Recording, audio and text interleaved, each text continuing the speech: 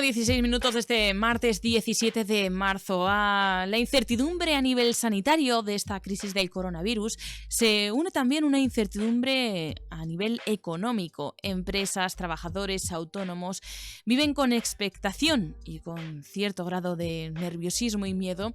¿Qué va a pasar con sus negocios, con su futuro económico tras esta crisis del coronavirus que decimos pues no tiene precedentes? Queremos resolver alguna de esas dudas con Hermógenes del Real, que es profesor de la Universidad Autónoma de Madrid, experto en organización de empresas. Hermógenes, ¿qué tal? Muy buenas tardes. Hola, buenas tardes. Lo primero, casi una pregunta obligada. ¿Se puede predecir qué va a pasar o también los expertos están ante esa incertidumbre de algo inédito hasta ahora?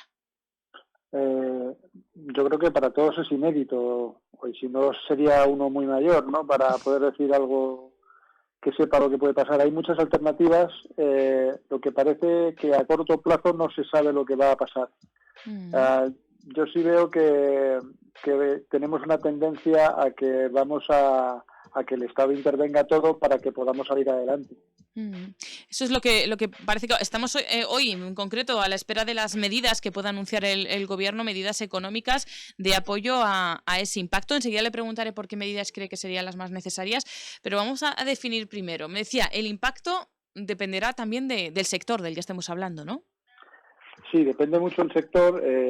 Ayer había noticias de que afecta muchísimo al turismo, pero hoy también tenemos noticias de que hay 58.000 trabajadores por el sector del automóvil y que afecta a otros 231.000, creo que es por componentes de automóvil que van alrededor del sector del automóvil.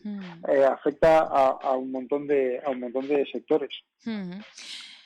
Lo que estamos viendo, y seguro que todos nuestros oyentes, si echan una vista a su alrededor, conocen algún caso de algún ERTE temporal, ¿no? Que es una medida que están tomando muchas empresas.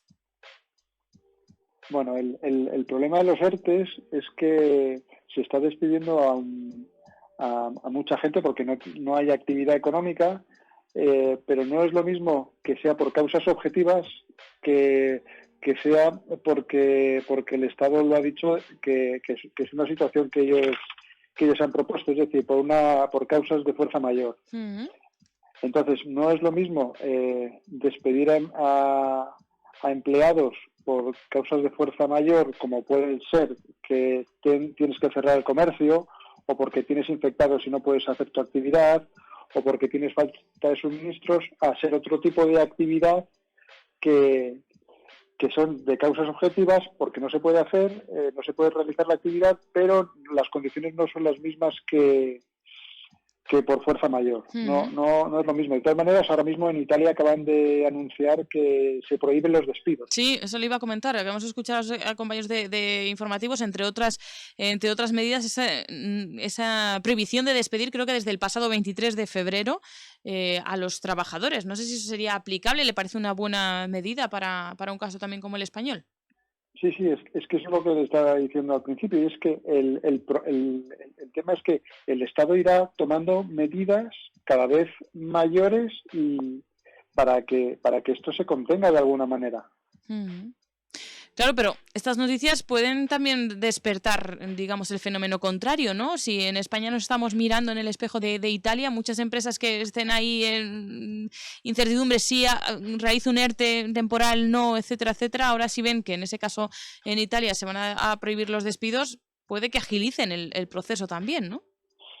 A ver, lo importante que tenemos que entender es que ahora mismo de lo que estamos hablando es de supervivencia. Lo importante es que todos comamos y lo importante es que todos nos curemos. Y una vez que eso pase, pues entonces restablecemos todo. Si hay que intervenir determinadas cosas, todos tenemos que estar con el gobierno y evidentemente se van a equivocar y todos los días van a ir tomando medidas y van a ir inyectando dinero. A lo mejor no hace falta inyectarlo, a lo mejor hace falta intervenir todos los salarios de la economía ahora mismo. No sabemos lo que va a pasar, pero seguro que van a ir interviniendo hasta que lo frenen. ¿Y eso nuestro sistema económico lo soportaría? Porque claro, estamos hablando de que intervenga el gobierno y mucha gente dice, ya, pero ¿de dónde se van a sacar esos fondos? Ya hemos hablado de fondos europeos, etcétera, etcétera, pero ¿eso sería sostenible? Sí, se puede congelar. La economía de guerra lo que dice es que que cada país tiene que sacarse las castañas por sí mismo. Si se cierran las fronteras, esto lo que quiere decir es que nosotros tenemos que salir por nosotros mismos, y Europa no está dando grandes síntomas de buena coordinación. Entonces, nosotros tenemos, por un lado, es muy importante que solamente podremos tener paz si la proporcionamos. Es decir, no pongamos a criticarnos y a decir si esto está bien o esto está mal. Las medidas que se toman son las mejores que se pueden tomar, y en España hay mucha gente competente para tomar estas decisiones.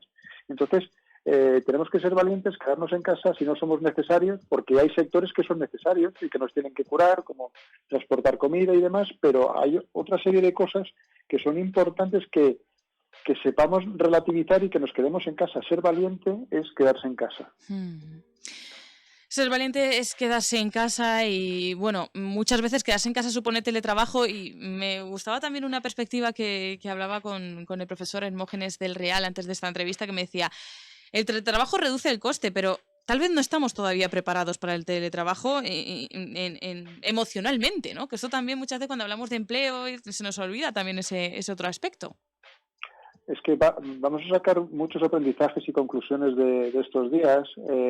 Ya hace años publiqué, hace mucho, que el teletrabajo, cuando tenías obligaciones en casa, no era tan placentero, porque tenías que estar atendiendo a una persona mayor, porque tenías que estar atendiendo al niño, y al final estar siempre en el mismo recinto psicológicamente no era bueno. Esto está estudiado hace muchos años, y la verdad es que es muy importante saber que no estamos preparados todavía, ya no solo a nivel tecnológico, sino que a nivel emocional todavía no estamos. Claro, y si le sumamos ya ese confinamiento que hay, además del teletrabajo, ¿no? Que ya decía, en un mismo espacio, pero bueno, antes del teletrabajo pues, se podía salir, pasear, etcétera, pero ahora se une también esa sensación, ¿no? Y ese deber de confinamiento al que, bueno, que a ver, que lo superaremos, que peores esfuerzos se han pedido en algunas ocasiones, y el quedarse en casa pues conlleva estas características, pero hay que tenerlas en cuenta y superarlas. Profesor, le preguntaría por esas medidas, lo hemos dejado algunas pinceladas durante toda la conversación, pero me gustaría saber, en su opinión, cuáles deberían ser esas medidas, lo más concreto que me puede decir, que le gustaría que tomase el gobierno en las próximas horas. El gobierno lo que tiene que asegurar es la liquidez de las empresas para que llegue a las economías domésticas, y eliminar todos los impuestos hasta nueva orden, para que la gente no se vea afectada y tenga dinero líquido suficiente para obtener alimentos. Yo creo que esa es la prioridad número uno. Bueno, pues estaremos muy atentos a esas próximas medidas, y bueno, será un placer, si hay ocasión, volver a comentarlas con Hermógenes del Real, que es profesor de la Universidad Autónoma de Madrid, de Organización de Empresas, y a quien le damos las gracias por habernos acompañado en el día de hoy. Muchísimas gracias por estar con nosotros. Gracias. Un saludo y hasta pronto. Hey, Mercedes, ponme algo de música y sácame de aquí. He elegido la ruta más rápida. Fuegos artificiales. ¿Y ahora? Tu Mercedes con MBUX desde 315 € al mes con renting complete. Merbauto, tu concesionario oficial en Rivas y Colmenar Viejo.